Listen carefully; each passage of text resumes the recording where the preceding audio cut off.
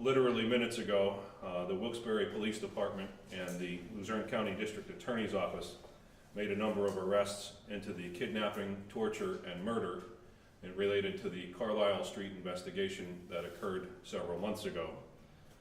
The victim of that murder was Nicole Cuevas, a 38-year-old female from Saginaw, Michigan. In early 2023, she traveled to Wilkes-Barre with one of her murderers. Upon her arrival, she stayed at the Carlisle Street residence. Not long after moving there, unfortunately, things with her roommates turned sour. She attempted to gather the money to return back to Saginaw, Michigan, but was unsuccessful. During her stay there, she was handcuffed to a basement post. Over the course of several weeks, she was severely beaten. The beatings resulted in bruising, a broken ankle. Nearly all of her ribs were broken. Her nasal cavity was destroyed. Her head was shaved. She was stabbed and slashed in several places, including her arm, her torso, and all over her back. And her hyoid bone in her neck was broken. That is generally indicative to investigators of a strangulation. The evidence revealed that she was also kicked and stomped, and at some point strangled, all of which led to her death. Following her death, she was wrapped in a tarp, tied with electrical cords and rope, and buried in the dirt floor basement of 142 Carlisle Street. Related to that investigation, we uncovered a body behind the Host Inn alongside the Cross Valley Expressway. The property of 142 Carlisle Street at the time of this murder, the owner of that property was Deborah Fox. Deborah Fox has been identified as the body alongside the Cross Valley Expressway. Naturally, we believe these two investigations and incidents are related. The death investigation of Deborah Fox remains under investigation. Today, I'm relieved to announce that in a joint investigation with Wilkes-Barre City and the District Attorney's Office, the following arrests were made in the murder of Nicole Cuevas. Desiree Lynette, Faith Beamer, Jason Race, William Wolf, and Sarai Doyle were all arrested for murder. In addition to the murder charges, they are all currently incarcerated on charges of conspiracy to commit murder, kidnapping for the confinement of Nicole Cuevas, conspiracy to commit kidnapping, aggravated assault for the injuries sustained to the victim, and abuse of corpse. All 5 individuals were arraigned this afternoon by Magisterial District Judge Richard Cronauer. We extend our thanks to Judge Cronauer, who had to wait most of the day for the paperwork and the considerable number of arrests, and he arraigned all of the individuals. They are being held without bail at various correctional institutes around the area. A special thank you for this investigation to Mayor George Brown. As you can imagine, the arrest of 5 individuals and the length of time that this investigation took required a substantial amount of resources. In addition to the mayor, we have to thank Chief Coffey, who was willing to assign all the investigators necessary. Involved in this investigation were the PSP, the State Police Forensic Services Unit, naturally Mercyhurst University, the Cumberland County Forensic Lab, Coroner Jill Matthews and all of her team, the Wilkes-Barre City Patrol Unit, Wilkes-Barre Detectives James Conmey, Lieutenant Matt Stash, Mike McGrath, Chris Machasik, Jason Dudick, Michael Twerdy, Justin Edwards, James Fisher, Jeff Ferentz, Jason Oliver, Kevin Andrus, and Joe Sinavich. Additionally, special thanks in this case to the members of my office, not least of which is Assistant District Attorney Carly Lewandowski. To say that she lived with this case on a day-to-day basis would be inaccurate, because much of the investigation and legal decisions that had to be made occurred during the nighttime hours. So she hasn't gotten any rest pretty much till this began, and was on it from day to day, night to night, every step of the way with the investigators. Additionally, Detectives Chuck Jensen, Richard Naprava, Charles Casey, and Neil Murphy from the District Attorney's Office assisted all of the Wilkes-Barre investigators previously named. Of course, the fact that these arrests were made today does not mean that the investigation has concluded. These investigators are continuing to actively work this case. We are additionally and conjunctively working the death investigation of Deborah Fox. Anyone with information on either of these cases is still asked to participate. Your information could be vital to solving the case or proceeding with the investigations. Anyone with that information is asked to contact Detective James Conway of the Wilkes-Barre City Police Department or Lieutenant Matt Stash of the Wilkes-Barre Police Department at 570-208-0911.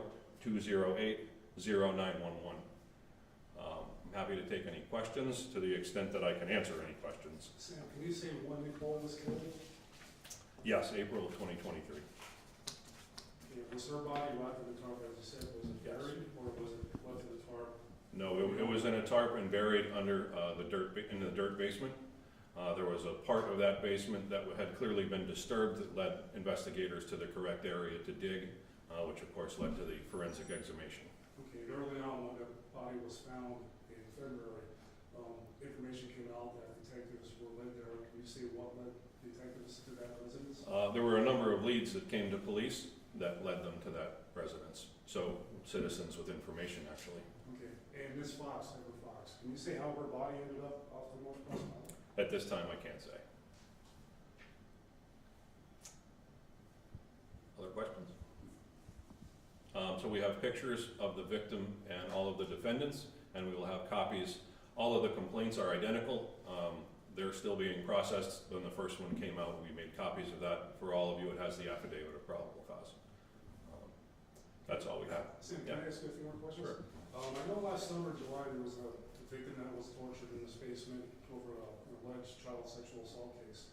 Was this basement used for other crimes, such as Nicole? So that's part of the ongoing investigation. I will say that that case is related, and that did occur at this residence. I know the children of Deborah Fox were here earlier. Is there anything you can say about them at this time? Are they suspects in this investigation? No, their purpose was to notify next of kin. So they were just informed today that that body was known? Correct. You released her Ms. Fox's cause of manner of death? I'm sorry, can you say that again? The cause of manner of death for Deborah Fox? I cannot. Will there be more arrests coming forward? I suppose that's going to depend on the investigation.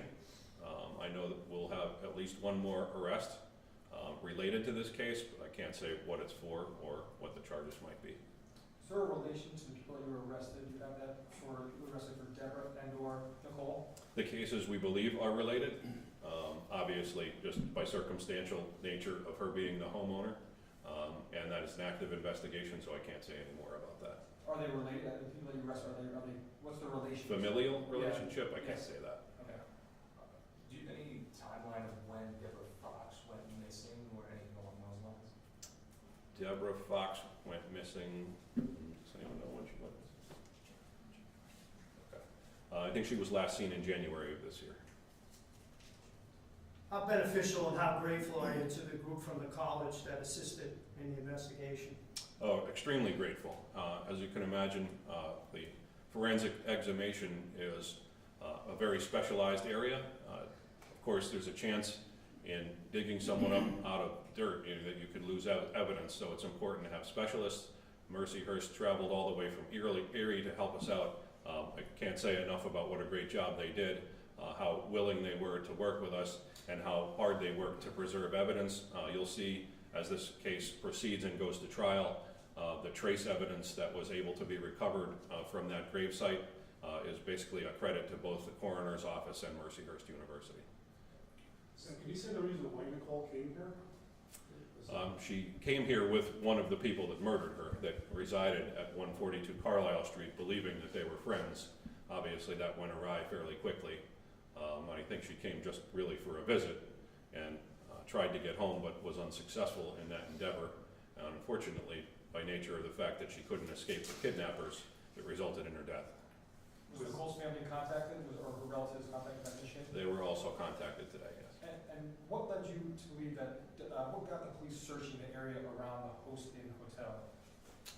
Also leads generated by the investigation of 142 Carlisle Street. Sam, what led you to all these people? I'm sure there's a lot of things you can't say, but that's a lot of defendants in one case for a murder. the tireless work of the investigators involved in this case.